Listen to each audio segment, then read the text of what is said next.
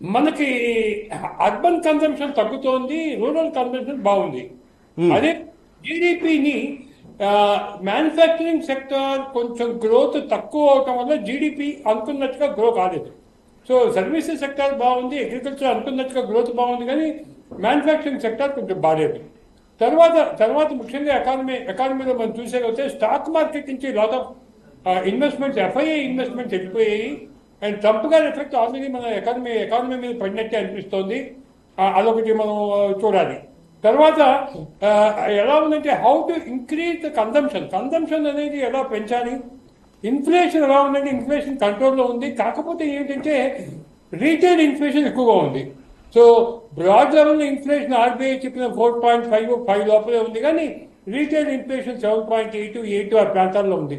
So therefore ఇవాళ ఈ budget ఉద్దేశం ఈ కన్సర్న్స్ ని అడ్రస్ చేస్తూ ఏ విధంగా ఎకనామిక్ గ్రోత్ తీసుకురావాలి అనే ఇష్యూలో ఉంటుంది. మనం 3 ట్రిలియన్ ఎకానమీ అనుకున్నాం, 2047 హైయెస్ట్ గ్రోయింగ్ ఎకానమీ 5 ట్రిలియన్ అనుకున్నాం. ఈ మార్గంలో పోవాలంటే ఏ విధంగా ఈ ఎకానమీ అడ్రస్ చేస్తుందా బడ్జెట్ అని చూస్తే ఒక విధంగా అడ్రస్ చేస్తుంది, ఒక విధంగా అడ్రస్ చేయట్లేదు. ఎందుకంటే ట్రంప్ ఎఫెక్ట్ ఒక్కసారిగా కనుక ఆయన 20% అంటే మనకి ట్రేడ్ ఇంబ్యాలెన్స్ ఉంది యుఎస్తో, ఆ ట్రేడ్ ఇంబ్యాలెన్స్ కరెక్ట్ చేస్తాము అని మనం ముందే ఒక అనౌన్స్మెంట్ ఇచ్చేసాం.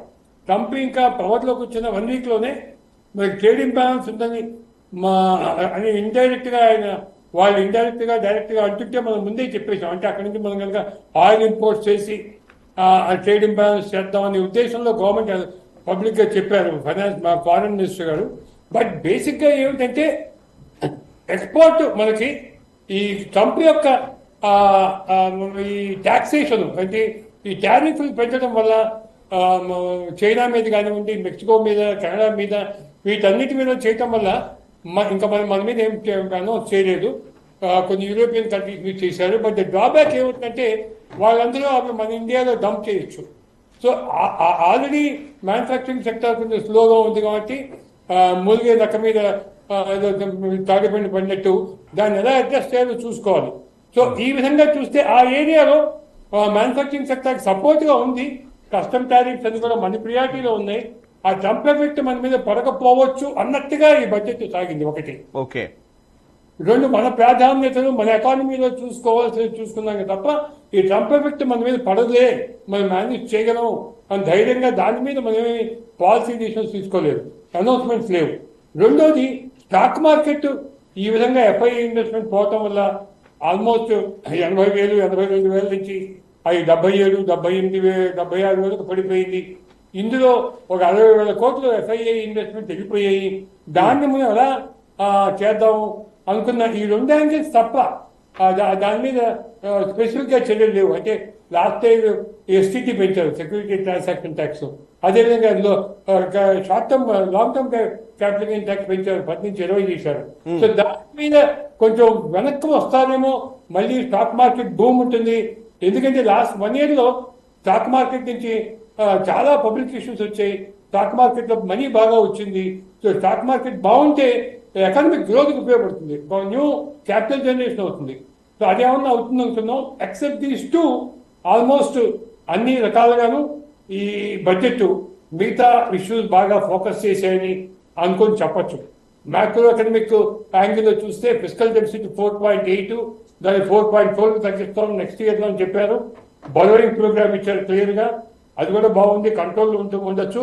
కాకపోతే ఇక సెక్టార్ వైజ్ కనుక మనం చూసుకుంటే అగ్రికల్చర్ సెక్టార్ లో చాలా గొప్పగా చెప్పిన పాలసీ చేసిన ఏమిటంటే 100 districts బాగా బ్యాక్వర్డ్ వీక్ గా ఉన్న 100 districts వాటిని ఐడెంటిఫై చేసి వాటికి ఒక 1.7 crore ఫార్మర్స్ కవర్ అయ్యేట్టుగా అక్కడ డీప్ గా వాటిని how to increase productivity, rural youth empower చేయాలి, one of the global best practices implement చేసి ఇరిగేషన్ తీసుకొచ్చి వాటి సస్యశ్యామలం చేస్తూ ఉన్నారు. ఇన్ఫాక్ట్ మన ఇండియాలో కనుక చూస్తే ఒక 250 districts ఈ విధంగా ఉంటాయి. వీటిలో 100 ఈసారి కవర్ చేస్తూ ఉన్నారు. ఇది చాలా యూనిక్ గా ఉంది, బాగుందండి, అందులో డౌట్ లేదు. సార్ ఒక్కసారి నరసింహమూర్తి గారు, ఇప్పుడు మీరు చెప్పిన దాంట్లో ఫాస్టెస్ట్ గ్రోయింగ్ ఎకానమీగా భారతదేశం నిలిచింది. నిజంగా ప్రపంచ దేశాలు, అభివృద్ధి చెందిన దేశాలు కూడా తటపటాయిస్తున్నాయి, చాలా ఇబ్బంది పడుతూ ఉన్న సందర్భంలో భారతదేశం నిజంగా గ్రోత్ అయితే చాలా బాగానే నడుస్తోంది. సో వాళ్ళ ప్రభావం కూడా మన పైన చాలా తక్కువనే చెప్పాలి. సరే, మీరు ఇందాక అన్నట్టుగా ట్రంప్ ఎఫెక్ట్ ఇవన్నీ మీరు ఎక్స్ప్లెయిన్ చేశారు కాబట్టి నా ప్రశ్న ఏంటంటే